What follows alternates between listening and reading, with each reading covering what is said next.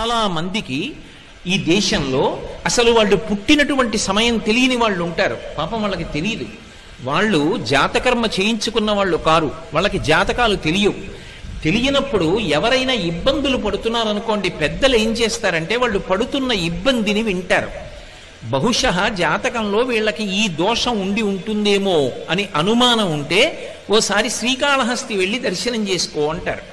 శ్రీకాళహస్తి వెళ్ళి దర్శనం చేసుకోని ఎందుకంటారంటే, లోపలికి వెడుతున్నప్పుడే అపసవ్యంగా వెడతాడు. శివానుగ్రహం, శివుడు శాసిస్తాడు. అపసవ్యం నీకిష్టం, వాడు నాకు అపసవ్యంగా వచ్చాడు, అవమానం నాకు, కానీ నేను దాన్ని సత్కారంగా స్వీకరిస్తున్నా, వాడి జోలికి నువ్వు వెళ్ళడానికి వీల్లేదు. ఎందుచేత అంటారేమో, గ్రహములకు స్వాతంత్ర్యము లేదు. చాలా మంది తెలియక శనీశ్వరుడు అంటుంటారు. శనీశ్వరుడు అన్న మాట లేదు అసలు. శనైశ్చరుడు, శనైహి చరహ. ఆయన చాలా మెల్లగా కదులుతాడు, మిగిలినటువంటి గ్రహాల్లాగా కదలడు, చాలా మందంగా కదులుతాడు. కాబట్టి మందుడు అని ఒక పేరు ఆయనకి. శనీశ్వర గ్రహం అనాలి తప్ప శనీశ్వర గ్రహం అనకూడదు. ఈశ్వరత్వము లేదు గ్రహములకు. అవి మేమీ ఫలితం ఇచ్చి తీరుతాం అనవు. పరమశక్తివంతమైనటువంటి పరమశివుడు ఎక్కడున్నాడో ఆయన శాసనానికి అవి వశవర్తులవుతాయి. అవి వశవర్తులై ఆయన చెప్పిన మాట వింటాయి. నేను ఒకప్పుడు నా జీవితంలో ప్రత్యక్షంగా చూశా.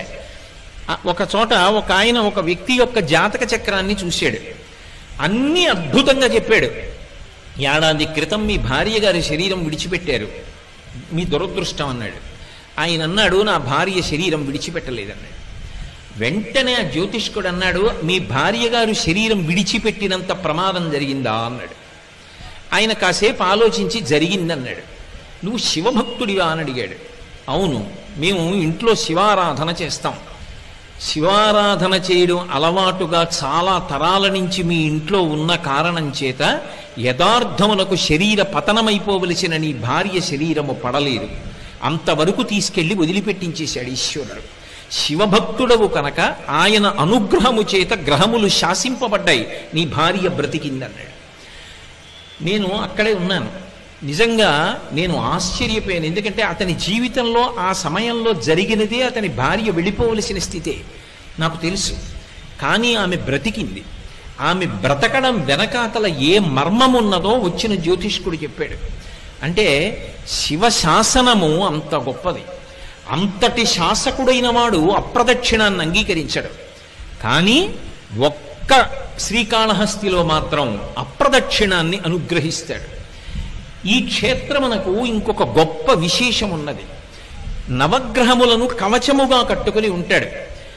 కవచం ఎవరు కట్టుకుంటారు? యోధుడు కట్టుకుంటాడు. యోధుడి వలన కవచమునకు కీర్తొస్తుందా, కవచము వలన యోధునకు కీర్తొస్తుందా? అంటే ఎంత గొప్ప యోధుడు కట్టుకుంటాడు అన్న దాన్ని బట్టి కవచానికి కీర్తొస్తుంది. నవగ్రహములు ఆయనకి కవచమై ఉంటాయి. అయినప్పుడు ఆయన చేతిలో అవి ఒక ఉపకరణం లాంటివి, ఆయన తీసి పక్కన పెట్టేటటువంటి ఒక ఆభరణ విశేషం లాంటివి అవి. ఆయనకి ఎవడు భక్తితో ఉంటాడో అటువంటి వాడిని గ్రహములు కూడా చెనకలేవు. నమః శివాభ్యాం అశుభాపహాభ్యాం అని ఆయన అనుగ్రహాన్ని పొందాడనుకోండి, ఆపద వచ్చేస్తోందని మనకి తెలియదు. ఆపద అన్న మాటకు అర్థం ఏమిటంటే, మన బుద్ధి చేత మనము తప్పించుకోలేనిది.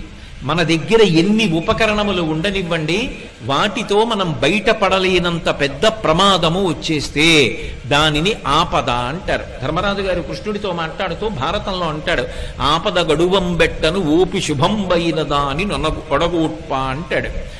ఆపద చాలా ఒక్కొక్కసారి మన బుద్ధితో తప్పించుకోలేము. అసలు అలా ఎందుకు తప్పిందో కూడా మనకు అర్థం కాదు.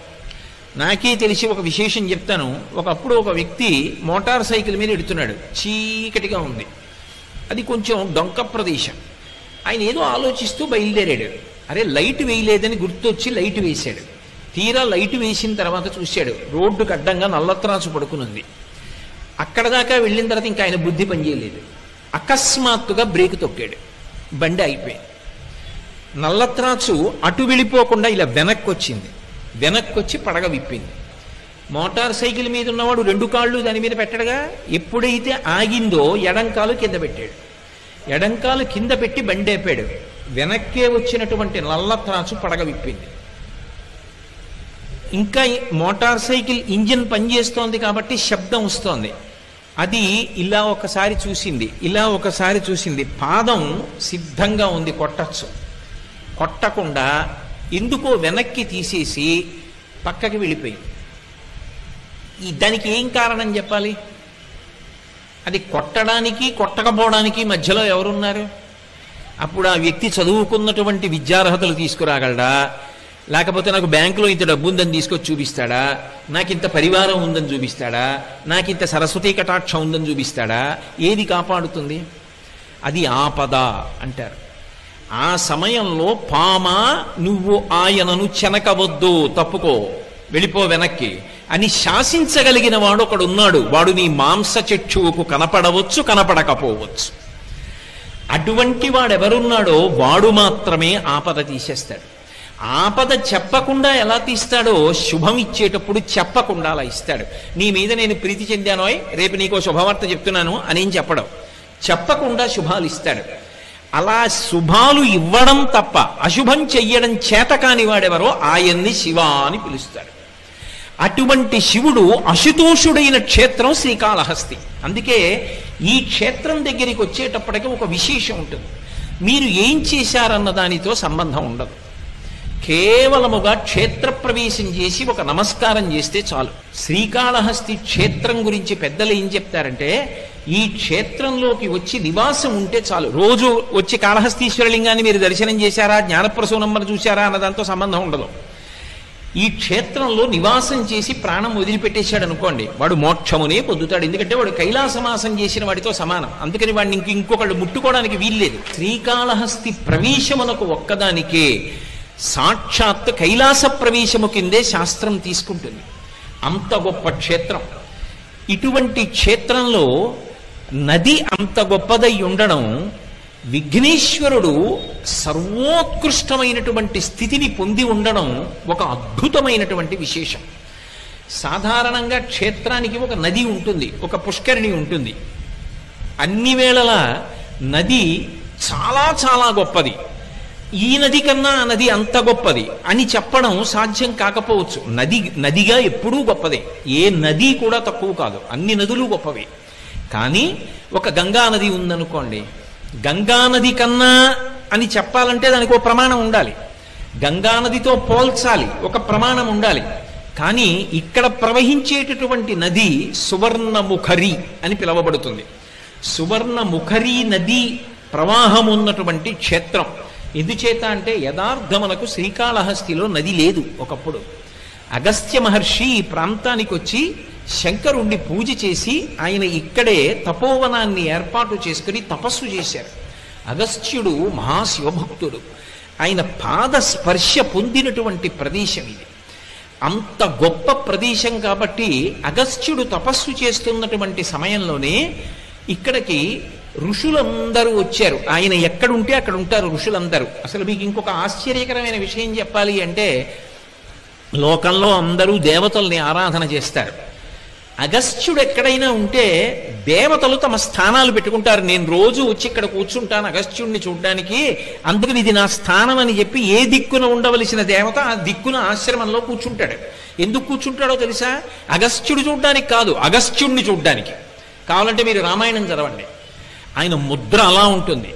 పరమశివుడుగా ఉన్న భగవంతుడు కూడా ఆయన వలన ఉపకారమును పొందుతాడు. పార్వతీ కళ్యాణంలో భూమి యొక్క భారాన్ని నిలబెట్టినవాడు, సూర్యగమనం కోసమని వింధ్యపర్వతం యొక్క అహంకారాన్ని అణిచినటువంటి వాడు, కాశీపట్టణం మీద అంత మక్కువ కలిగినటువంటి వాడు, ద్రవిడ దేశానికి కావేరీ నది ప్రవాహాన్నిచ్చి వ్యాకరణాన్నిచ్చి అనుగ్రహించినటువంటి వాడు, అంతటి మహానుభావుడు అగస్త్యుడంటే.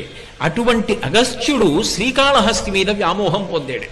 ఇక్కడికొచ్చి తపోవనాన్ని నిర్మించుకుని తపస్సు చేశాడు. అప్పుడు ఋషులందరూ అడిగారు, ఇక్కడ ఒక నది లేదు, నది తీసుకురండి అని అడిగారు.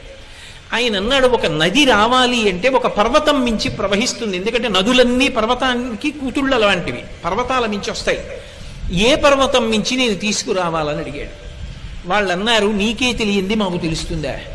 మాకు తెలియదన్నారు. మరి ఎవరిని అడగాలి అంటే, అగస్త్యుడు గొప్ప గాణాపత్యుడు.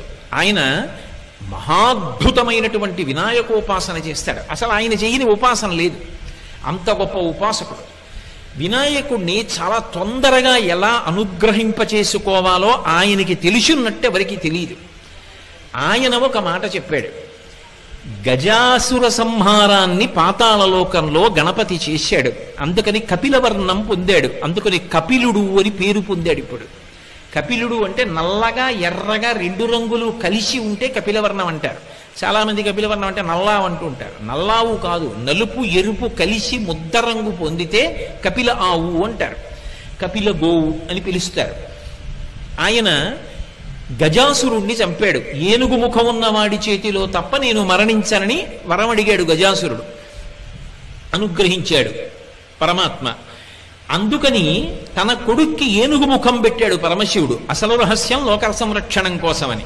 ఇప్పుడు ఏనుగు ముఖమున్నటువంటి విఘ్నేశ్వరుడు ఏనుగు ముఖమున్న రాక్షసుణ్ణి పాతాళంలో సంహరించి ఆ నెత్తురంతా మీద పడితే కపిలవర్ణం పొందాడు.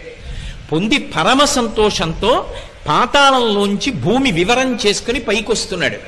ఆయనకి అమ్మ అంటే విశేషమైనటువంటి ప్రీతి. కంచి కామకోటి పీఠాధిపత్యం వహించినటువంటి చంద్రశేఖరేంద్ర సరస్వతి మహాస్వామి వారు ఈ క్షేత్రం గురించి ఒక మాట చెప్తుండేవారు. వినాయకుడితో కలిసి జ్ఞానప్రసూనాంబ ఈ క్షేత్రానికి వచ్చింది అని చెప్తుండేవారు. అటువంటి వినాయకుడు పాతాళంలోంచి పైకొస్తున్నాడు. అగస్త్య మహర్షి వెళ్ళి ఆయనని ఆరాధించవలసినటువంటి రీతిలో ఆరాధన చేశాడు. ఆయన వెళ్ళి గణపతిని దర్శనం చేశారు. అందుకే ఇక్కడ పాతాళ గణపతి. ఇంకొక పెద్ద విశేషం ఉంది. అసలు గణపతి ఎక్కడుంటారు అంటే మూలాధార చక్రమునందు ఉంటాడు. మూలాధారం అన్ని చక్రాల కిందకుంటుంది, ఉదస్థానమునందు ఉంటుంది. కాబట్టే మూలాధార క్షేత్రస్థితం అని ముత్తుస్వామి దీక్షితారు వారి కీర్తన. మూలాధారం కిందకుండాలి కాబట్టి ఇక్కడ ఉన్నటువంటి గణపతి మూలాధార సూచనగా కిందకుంటారు. పాతాళ గణపతి అన్న పేరుతో ఉంటారు. సాధారణంగా మీరు ఎప్పుడైనా సరే గణపతి ఉపాసనలో ఒక విశేషం ఉంది. గణపతి తత్వమంతా 16 అంకె మీద పెడుతుంది. అందుకే ఆ 16 నామములు చదవాలి. ప్రతిరోజు కార్యక్రమం దేంతో మొదలవ్వాలి అంటే విఘ్నేశ్వరుడి యొక్క 16 నామములతో మొదలవ్వాలి. ఒకవేళ నాకు చదవడం రాదనుకోండి, కనీసం నేను ఒక కాగితం మీద రాసుకుని చదవాలి. నాకు అలా చదవడం కూడా రాదనుకోండి, చదివే వాళ్ళు ఇంట్లో ఒక్కళ్ళైనా ఉండాలి. వాళ్ళు నోట్లో చదవకూడదు, మిగిలిన వాళ్ళు చదవడం రాదు కొంతమంది ఉన్నారనుకుంటే ఆ స్తోత్రం రోజు పైకి చెప్పాలి. అందుకే ఆ స్తోత్రం గురించి అంత గొప్పగా చెప్తారు ఇప్పటికీ పెద్దలు. సుముఖశ్చైకదంతశ్చ కపిలో గజకర్ణకః లంబోదరశ్చ వికటో విఘ్నరాజో గణాధిపః ధూమకేతుర్గణాధ్యక్ష ఫాలచంద్రో గజాననః వక్రతుండ శూర్పకర్ణో హేరంబ స్కందపూర్వజః షోడశైతాని నామాని పఠేత్ శృణుయాదపి. నువ్వన్నా చదువు, శృణుయాదపి కనీసం విను. విద్యారంభే వివాహే చ ప్రవేశే నిర్గమే తథా సంగ్రామే సర్వకార్యేషు విఘ్నస్తస్య న జాయతే. దేనికైనా సరే ఇది చదవవలసింది. ప్రవేశే నిర్గమే తథా, అసలు రహస్యం అంతా అక్కడ పెట్టారు. లోపలికి వచ్చినా బయటికి వెళ్ళినా, ఏ లోపలికి వచ్చి ఏ బయటికి వెళ్ళడం, అసలు అది పెద్ద విశేషం ఆ స్తోత్రంలో. ఈ 16 నామములను మాత్రం నువ్వు చెప్పి తీరాలి. ఒకవేళ నువ్వు చెప్పడం చేత కాకపోతే ఇంట్లో ఎవరైనా పైకి చదివితే విను, వినకుండా కార్యాలు ప్రారంభం చెయ్యవద్దు, ఒక రోజు పని మొదలు పెట్టవద్దు అని పెద్దలు చెప్తూ ఉంటారు. 16 నామముల మీద ఆయన తత్వం నడుస్తుంది. ఒక్క శ్రీకాళహస్తి క్షేత్రానికి మాత్రం ఒక విశేషం ఉంది. ఇక్కడ విఘ్నేశ్వరుడు అగస్త్యుని యొక్క పూజకు సంతసించి ఒక విశేషాన్ని ప్రకటించాడు. 16లో 4వ వంతు ఈ క్షేత్రంలో ప్రవేశించి పాతాళ గణపతి దగ్గరికి వచ్చి చెప్తే చాలు. 4 నామములు పలకాలి. ఇక్కడ గణపతి దగ్గరికి వెళ్ళి అథవా వెళ్ళి అక్కడ నిలబడి చెప్పి బయటికి వస్తుంటే వెనకాతల చాలా మంది ఉండిపోతారు కదండి అనుకుంటే, మెట్లు దిగక ముందే నిలబడి 4 నామములు చెప్పాలి. ఏమని చెప్పాలి అంటే గజాననారి అంటే ఏనుగు ముఖము కలిగినటువంటి అసురుడు, రాక్షసునికి శత్రువైనటువంటి వాడు. గజానన అంటే ఏనుగు ముఖం ఉన్నవాడు, అరి అంటే శత్రువు. గజాననారి ఏనుగు ముఖము కలిగినటువంటి రాక్షసునకు శత్రువైనటువంటి వాడా. అలాగే అగస్త్యుని చేత స్తోత్రము చెయ్యబడినటువంటి వాడా. కనీసం నామంగా అక్కర్లా, ఇలా చెప్పినా చాలు. 3వది పరమ భాగవతోత్తములైన వారు ఎవరుంటారో వాళ్ళ యొక్క ఈప్సితములను నెరవేర్చేటటువంటి లక్షణము కలిగినటువంటి వాడా ఈ 3 నామములు చెప్తూ ఆయన యొక్క రూపం గురించి, ఆయన వచ్చిన ప్రదేశం గురించి చెప్పేటప్పుడు పాతాళ వివర స్థాననే నమః, పాతాళ వివరమునందు లేదా భూవివర స్థాననే నమః, భూవివర నివాసాయ నమః. భూవివరము అంటే లోపలికి వెళ్ళినప్పుడు ఉండేటటువంటి ప్రాంతం, అక్కడ ఉన్నవాడా ఈ 4 నామములు చెప్పాలి. ఈ 4 నామములు కనీసం దేవాలయం దగ్గర ఓ బోర్డన్నా ఉండాలి తెలియని వాళ్ళ కోసం. ఉంటే వెళ్ళేటటువంటి వాళ్ళ 4 నామములు చెప్పి మెట్లు దిగి విఘ్నేశ్వరుణ్ణి స్తోత్రం చేస్తారు, ఒక నమస్కారం చేస్తారు. అంటే 16 నామములు చెప్తే ఇచ్చేటటువంటి ఫలితం ఇక్కడికొచ్చి 4 నామములు చెప్తే నేను కాపాడతానని ప్రతిజ్ఞ చేశాడు. అందుకే అగస్త్యుణ్ణి అనుగ్రహించి నీకు స్ఫురణలో లేదు, మరిచిపోయావు. ఇంతటి మహానుభావుడివి కూడా. బ్రహ్మగిరి అని దగ్గరిలో ఒక పర్వతం ఉంది. నువ్వు ఆ పర్వతం మీద తపస్సు చేసి అద్భుతమైనటువంటి నదిని ప్రవహింపచేస్తావు. దిగ్విజయమస్తు, నీకు ఏ విధమైన విఘ్నం కలగదు, బయలుదేరమన్నాడు. బ్రహ్మగిరి మీదకి వెళ్ళి అగస్త్య మహర్షి తపస్సు చేశారు. శంకరుడు బ్రహ్మగారి ద్వారా కబురు చేస్తే పరమశివుని యొక్క జటాజూటంలో ఉండేటటువంటి గంగా నది సువర్ణముఖరి అన్న పేరుతో ప్రవహించింది. ఎందుకు ప్రవహించాలి ఆ పేరుతో అంటే, సువర్ణం అంటే బంగారం. బంగారానికి 2 రకములైన లక్షణాలు ఉంటాయి. భగవంతుడికి ఏ లక్షణం ఉంటుందో బంగారానికి ఆ లక్షణం ఉంటుంది. భగవంతుడు చూడండి, ఘోర రూపం ఆయనదే, అఘోర రూపం ఆయనదే. సనాతన ధర్మంలో బాధలు పెట్టడానికి, భయపెట్టడానికి ఒకడు, భయాన్ని తీసేసి రక్షించడానికి ఒకడు ఉండరు. భగవంతుడే భయపెడతాడు, భగవంతుడే రక్షిస్తాడు. 2 ఆయనే చేస్తాడు. చేసిన పాపానికి ఫలితం ఇస్తున్నాడు అనుకోండి, భయపెడతాడు. అందుకే విష్ణు సహస్రనామ స్తోత్రంలో భయకృత్ భయనాశన, భయపెట్టేవాడా భయమును పోగొట్టేవాడా 2 ఆయనే. మన పాపమునకు ఫలితం ఇచ్చినప్పుడు భయపెడతాడు. అందుకు కదూ రుద్రాధ్యాయంతో అభిషేకం చేస్తుంటే నమస్తే అస్తు ధన్వనే బాహుభ్యాముతతే నమః అని మొదలు పెడతారు. నీ చేతిలో ఉన్న ధనస్సుకి నమస్కారం, ఆ చేతులకి నమస్కారం. రుద్రమన్యవ ఉతోత ఇషవే నమః, నీ మన్యువుకు ఒక నమస్కారం.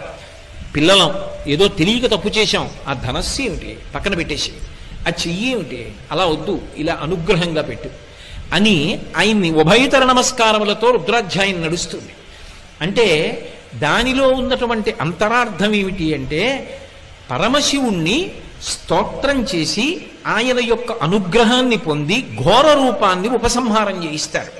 పాపములకు ఫలితమని ఇవ్వకు, మేము తట్టుకోలేము, తెలియక చేశాం, మన్నించమని అడుగుతారు. అలా ఇక్కడికి వచ్చేటప్పటికి విశేషం ఏమవుతుంది అంటే, ఈ క్షేత్రం దగ్గరికి వచ్చేటప్పటికి ఇక్కడ పరమశివుడు ఘోర అఘోర రూపములు రెండిటికీ కూడా ఆయన స్థానమైన పంచబ్రహ్మమంత్ర పఠనంలో ఇప్పటికే అఘోరేభ్యో దఘోరేభ్యో ఘోర ఘోరతరేభ్య అని చెప్తున్నాం కదా. అన్ని విశేషణములు ఉన్నవాడైనప్పటికీ కూడా ఈ క్షేత్రం దగ్గరికి వచ్చేటప్పటికి పరమ ప్రసన్నమూర్తి అయి ఎంత కింది స్థాయిలో అనుగ్రహాన్ని వర్షిస్తాడంటే, వైదికమైనటువంటి ధర్మము తప్పదు, వైదిక ధర్మము తప్పకుండా తన అనుగ్రహ వర్షము చేత ఊహించలేనటువంటివి ఇస్తాడు. అందుకే ఏదో ఇక్కడ అనుకున్నంత తేలిక విషయాలేం జరగలేదు, చాలా అద్భుతమైన విషయాలు జరిగాయి. అందుకే శ్రీకాళహస్తిలో ఎప్పుడైనా ఒక విశేషం జరిగితే దేవతలందరూ వస్తారు. నేను మీతో ఒక మాట చెప్పాలి అంటే, ఎక్కడైనా గిరి ప్రదక్షిణం చేశారనుకోండి, గిరి ప్రదక్షిణం చేస్తే దాన్ని గిరి ప్రదక్షిణ క్షేత్రం అని పిలుస్తారు. ఎందుకంటే కొండ స్థూల శివుడు అని గుర్తు. కొండ స్థూల శివుడుగా ఉన్నాడని ప్రమాణం ఉంటేనే గిరి ప్రదక్షిణం, అంతేగాని కొండకి దారి ఉందని చేయకూడదు. ఆ కొండ స్థూల శివుడని ప్రమాణం ఉన్నదా ఎక్కడైనా పురాణంలో? ఈ కొండంతా శివుడే అని చెప్పవచ్చా? చెయ్యొచ్చు. అరుణాచలం స్థూల శివుడు, గిరి ప్రదక్షిణం ఉంది. శ్రీకాళహస్తి స్థూల శివుడు, గిరి ప్రదక్షిణం చెయ్యొచ్చు. కోటప్పకొండ త్రికూటం 3 శిఖరములతో ఉంటుంది. బ్రహ్మశిఖరం, విష్ణు శిఖరం, రుద్రశిఖరం, 3 కాబట్టి ప్రదక్షిణం చెయ్యొచ్చు. ఓ కొండ మీద ఈశ్వరుడు ఉన్నాడని ప్రదక్షిణం కొండకి చేయడానికి అన్ని వేళల శాస్త్రం అంగీకరించదు. కొన్ని చోట్లే గిరి ప్రదక్షిణాలు ఉంటాయి. అన్ని చోట్ల గిరి ప్రదక్షిణం ఎందుకు చేస్తారంటే, గిరిని శివస్వరూపంగా ప్రదక్షిణం చేస్తారు.